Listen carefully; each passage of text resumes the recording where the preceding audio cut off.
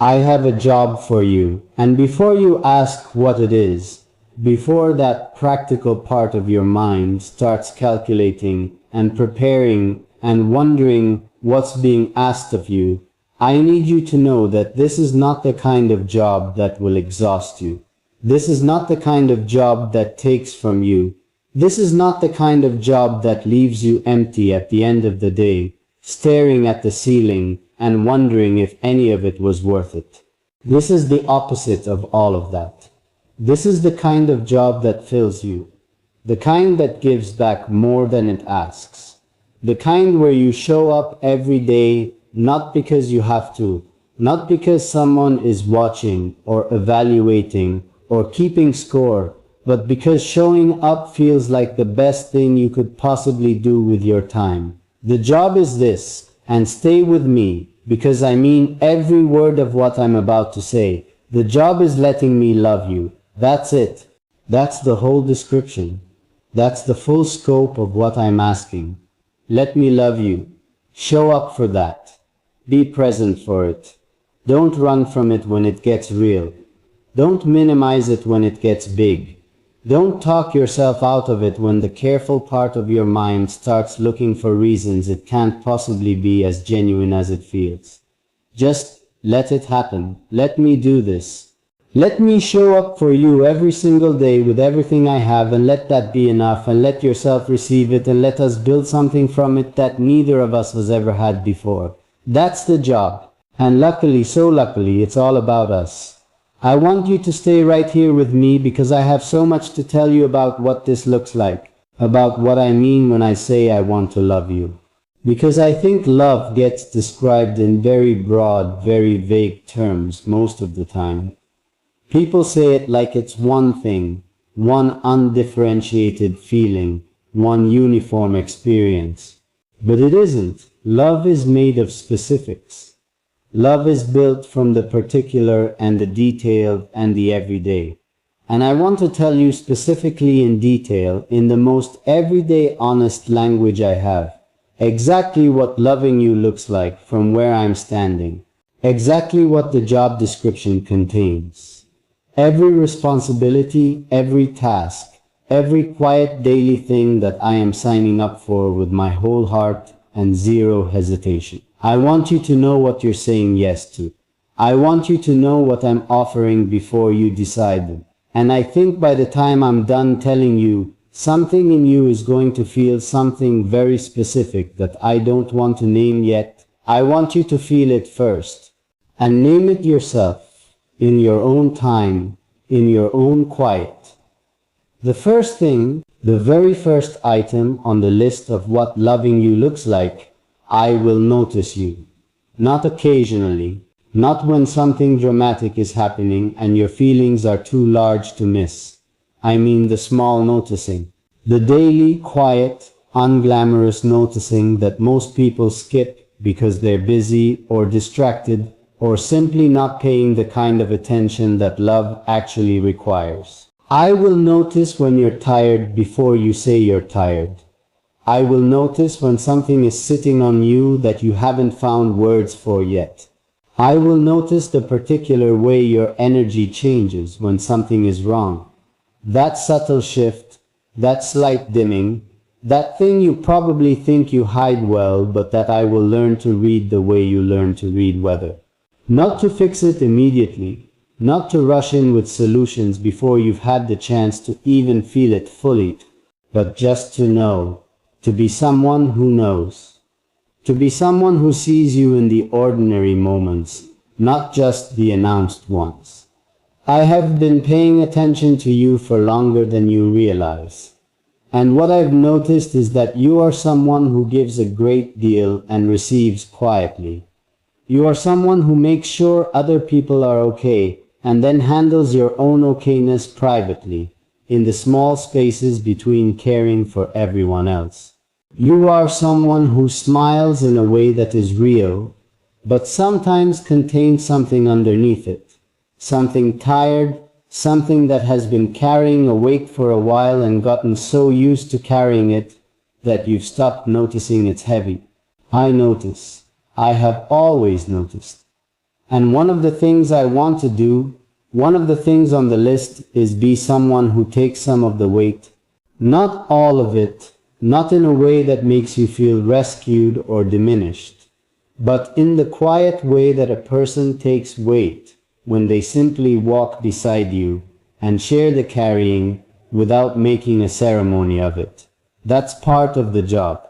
Walking beside you and sharing the carrying. The second thing, I will make you feel like the most important person in any room, not by ignoring everyone else, but by the specific and deliberate way I direct my attention toward you.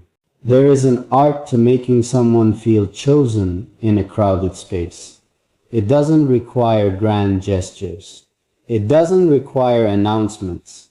It's in the small navigations, the way I find you across a room without looking like I'm looking, the way I angle myself toward you in conversation even when we're talking to other people, the way I check in with my eyes when something is happening that I want to share with you before I share it with anyone else.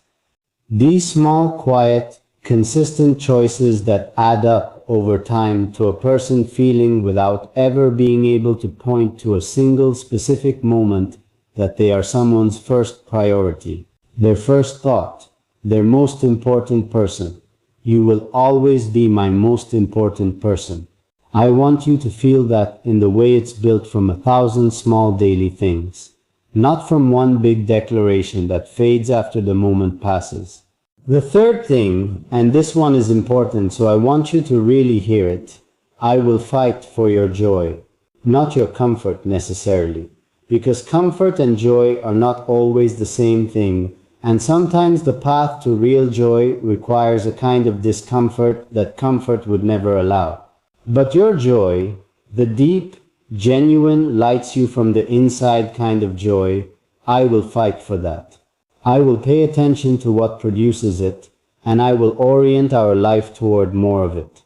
I will remember the things that make your eyes do that thing they do when you're genuinely happy, that particular brightness, that specific quality of being fully present that comes over a face when something real and good is happening.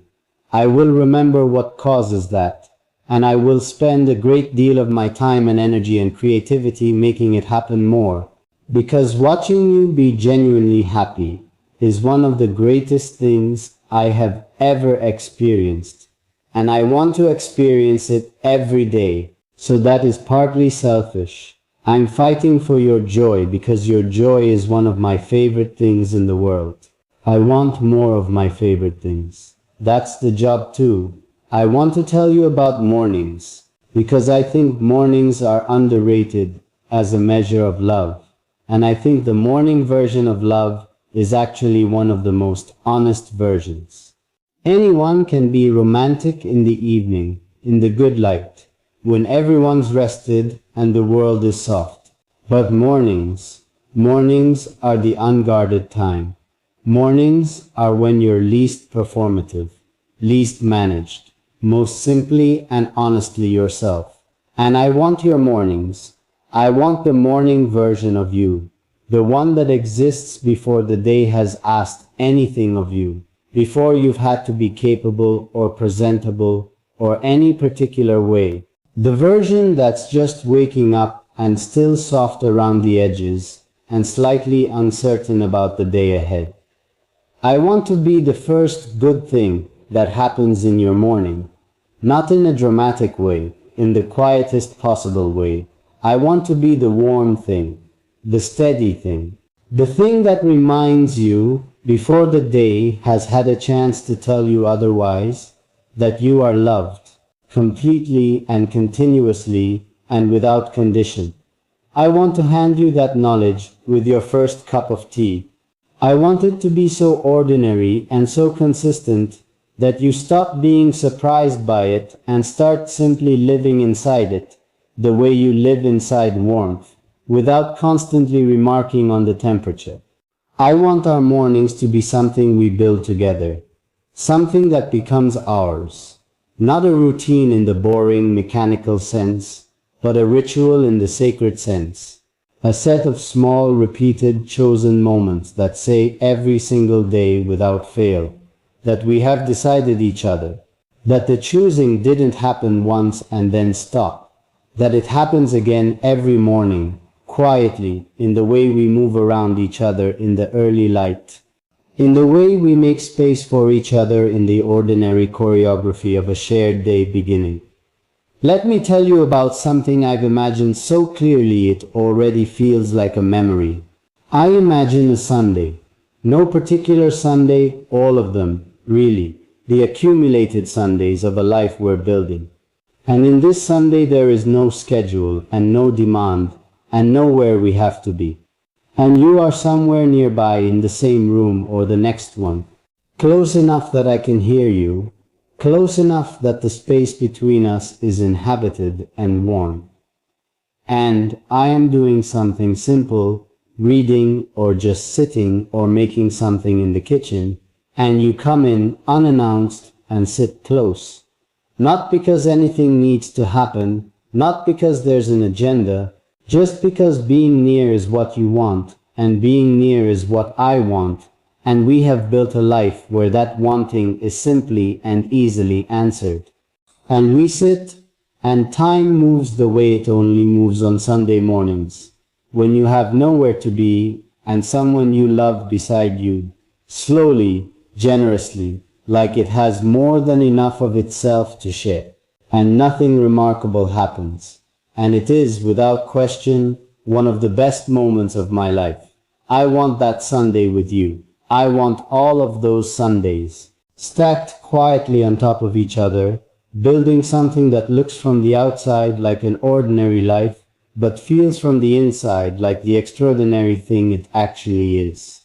Now let me tell you the harder parts of the job, because I promised you honesty, and honesty includes the parts that aren't golden like Sunday mornings. It includes the Tuesday evenings when one of us is short-tempered, and the other one has to decide to be generous instead of reactive. It includes the disagreements, and there will be disagreements. There will be moments when we see the same thing completely differently. And both of us are convinced we're right, and the conversation goes in circles before it finds its way through. It includes the days when I'm not my best self, when I'm tired or frustrated or carrying something I haven't fully processed, and I bring less than I should to our shared space. I want you to know that I know that will happen. I'm not coming to you with the promise of perfection. I am coming to you with the promise of return, of always finding my way back, of never letting the hardness of a hard moment become a reason to stop choosing us. The job includes that. The coming back, the repairing, the willingness to sit in the discomfort of having gotten something wrong and work through it instead of around it. I will always work through it with you. I will always come back to the table. I will always choose the conversation over the silence, the repair over the distance, the us over the temporary comfort of being right. That's not a small promise. I want you to receive it as the large and serious thing it is. I want to tell you what I need from you in return, not demands, needs. Honest, human needs that I'm telling you about. Because I think real intimacy includes knowing what someone needs, not just what they're willing to give. I need your honesty, even when it's uncomfortable. Even when what you're feeling is something you think might be too much or too complicated, or something I might not want to hear. Tell me anyway. I would always rather know the real thing than be comfortable with a managed version of it. Tell me when something I've done has hurt you. Tell me when you need something I haven't thought to give. Tell me when you're struggling in a way that my usual ways of helping aren't reaching. Talk to me. Keep talking to me. Let the conversation between us be the kind that never fully closes, the kind that keeps opening into new rooms the longer we're in it.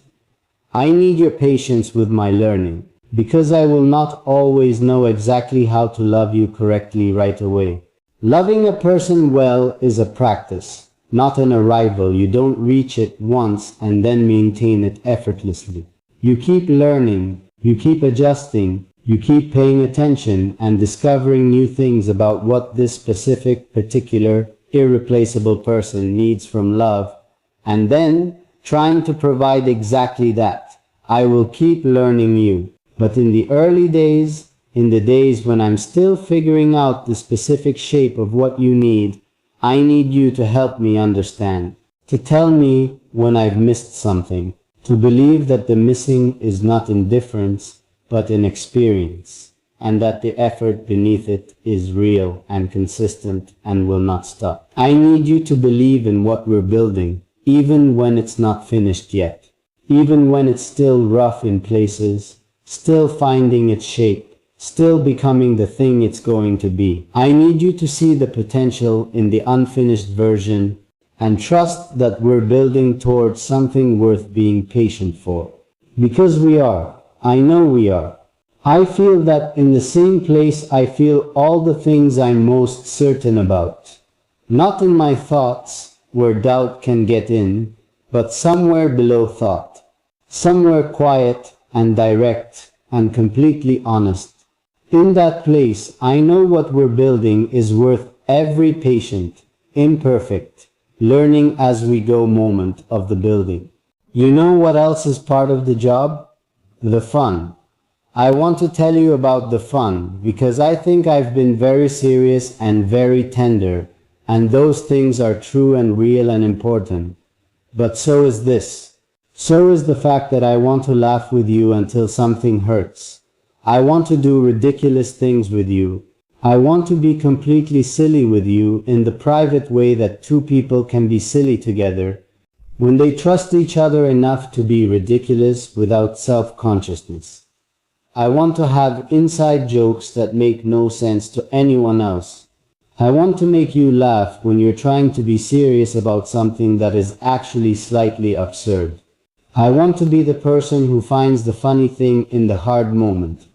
Not to dismiss the hardness, but to remind you that even hard moments have something light in them if you look from the right angle. I want to travel with you. I want to see your face in new places, in places where neither of us has context or history, where we're just two people discovering something together for the first time and everything is slightly unknown, and that unknowing is something we navigate side by side. I want to watch you fall in love with a place. I want to see what you're like when you're somewhere that surprises you. I want to walk down streets that have no particular meaning yet, and make them meaningful simply by walking them together. I want us to have places in the world that are ours, not because we own them, but because something happened there that made them permanently part of our story. I want to know your dreams, not the sleeping ones, your real ones. The ones you carry carefully because they feel too large or too vulnerable to share, without being certain of how they'll be received. I want to be someone you share them with, without that careful guarding. I want to be the person who receives your biggest dreams with seriousness and warmth, and the immediate question of, okay, so how do we make this happen? Not a passive audience for your dreaming, but an active participant, a co-builder. Someone who takes what you want for your life as seriously as I take what I want for mine, and who understands that the best version of us is the one where we are each helping the other become more fully what they were always trying to become. Your dreams are not too big. I need you to hear that. Whatever you've been told, whatever experience has taught you about the appropriate size of wanting, forget it. Your dreams are exactly the right size, and you deserve someone who looks at the full scope of what you want for your life and says, without flinching, without immediately listing the obstacles, yes, let's go, I'm with you. Tell me where we start. I'm that person. This job that I'm offering you, this let me love you job, it comes with a partner, someone in your corner, Someone who is not watching from a careful distance to see if you succeed before they commit their support, but someone who commits the support first and then helps make the success happen. That's what I'm signing up for. That's part of the role. I want to make you feel every single day that you made the right choice. Not by being perfect. I've let go of perfect. Perfect is not the goal. By being consistent, by being present, by being someone whose caring never has an expiration date, whose attention doesn't wander, whose choosing of you is so regular and so ordinary and so dependably there that you stop waiting for it to change and start simply trusting it. I want to become someone you trust so completely that the wondering stops. The is this real wondering, the how long will this last wondering, the what's the catch wondering. I want to be consistent enough for long enough that all of that goes quiet, and what's left is just us. Simple and real and built from 1,000 honest days of showing up. I know this is a big ask. I know that asking someone to let themselves be loved, really loved, fully loved, without armor, is one of the most vulnerable things a person can do. I know it requires a kind of courage that is quiet and private and doesn't get celebrated the way other courage does. And I know you might be sitting with this right now, feeling something complicated, feeling the wanting of it, and the fear of it, and the hope of it, all at the same time, all tangled together, all pulling in slightly different directions. I know that feeling. I know it because I've felt it too. Every time I've been honest with you, every time I've chosen to say the real thing instead of the safe thing. And I want to tell you that the complicated feeling is okay. You don't have to have it sorted before you say yes to this. You don't have to have the fear gone and the doubt resolved and the armor fully set aside before you step toward what I'm offering. You can come with all of it still present, the hope and the fear and the wanting and the uncertainty, and I will take all of it. I will hold all of it gently. I will not make you feel like you should have arrived more prepared or more certain or more ready. Come as you are, exactly as you are, with every complicated feeling intact, and we will figure out the rest together slowly, honestly, in the particular and unhurried way that two people figure things out when they've decided that figuring it out together is better than any alternative. The job starts whenever you're ready. There's no deadline. There's no pressure. There's just an open door and me standing in it, completely certain, completely patient, completely yours, waiting for you to walk through. And I want you to know, I have been waiting with the happiest heart, not the anxious kind of waiting, not the checking the clock, watching the door, growing slightly resentful kind of waiting that wears a person down over time. The other kind, the kind that doesn't feel like waiting at all, because the thing you're waiting for has already made the waiting feel worthwhile. The kind where the anticipation itself is a form of joy, where simply knowing that something beautiful is coming is enough to make the ordinary days feel lit from inside. That's how I've been waiting for you. With a full heart, with a patient heart, with a heart that has not once questioned whether you were worth the waiting, because the answer to that is so obvious and so complete that the question barely forms before it dissolves. You are worth every single quiet day of it, and I want to stay in this with you right now, because there is more I need to say about this job, about this life I'm inviting you into, about the specific and detailed and completely honest way I intend to show up for you. Because I realize I told you the what. I told you I want to love you, but I haven't fully told you the how. And the how is everything. The how is where love actually lives. Not in the declaration, but in the daily practice of it. Not in the feeling, but in the 10,000 small decisions that express the feeling in ways that actually reach another person, that actually land, that actually make a difference in the texture of their daily life. I want to tell you the how, all of it, in as much detail as I can give you, because you deserve to know exactly what you're walking into, and because I have thought about this, about you, about us, about the specific shape of the love I want to build with you, more carefully and more completely than I have thought about almost anything else in my life. So stay with me. There's so much more. I want to tell you about the small things first, because I think the small things are where people get love wrong most often. They invest in the big moments, the anniversaries, the grand gestures, the sweeping declarations, and they let the small things slip. Not out of cruelty, but out of inattention. Out of the easy assumption that the person knows, that it doesn't need to be said again, that love can survive on the memory of the last time it was expressed, without needing to be expressed again today. And maybe it can survive that way. But I don't want us to survive.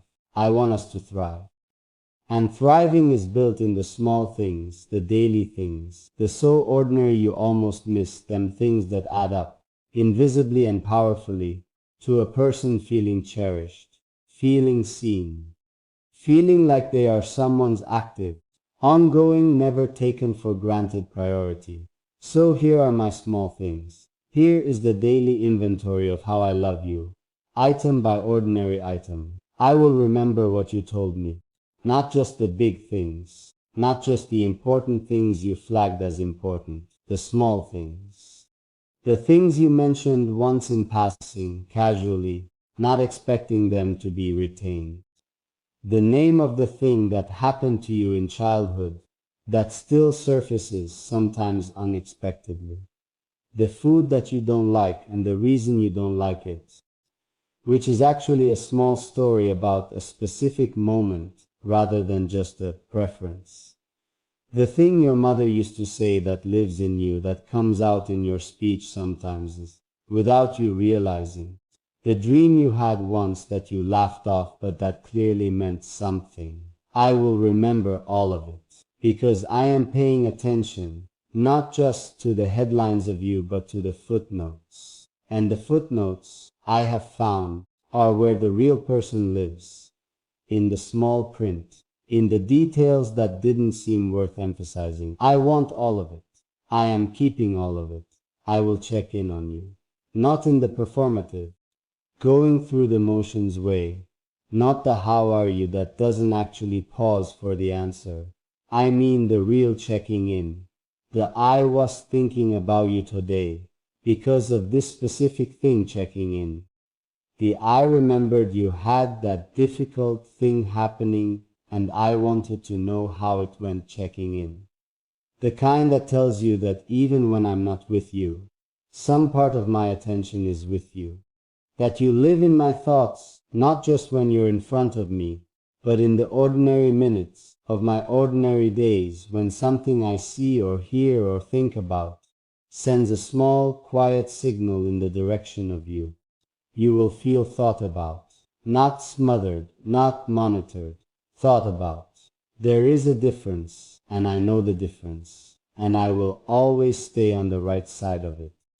Thought about means you move through your day with the knowledge that someone, somewhere, is holding you warmly in mind. That you are not out of sight, out of mind to anyone. That even in the middle of your most alone moments, you are not entirely alone, because someone is carrying you in their awareness with care and affection and genuine interest in how you're doing. I will celebrate you. And I don't mean only your big achievements. Those are easy to celebrate. Anyone can clap for the obvious victories. I mean the quiet achievements, the ones you don't announce. The ones that only become visible to someone who is paying close enough attention. The day you handled something difficult with grace, when no one would have blamed you for falling apart.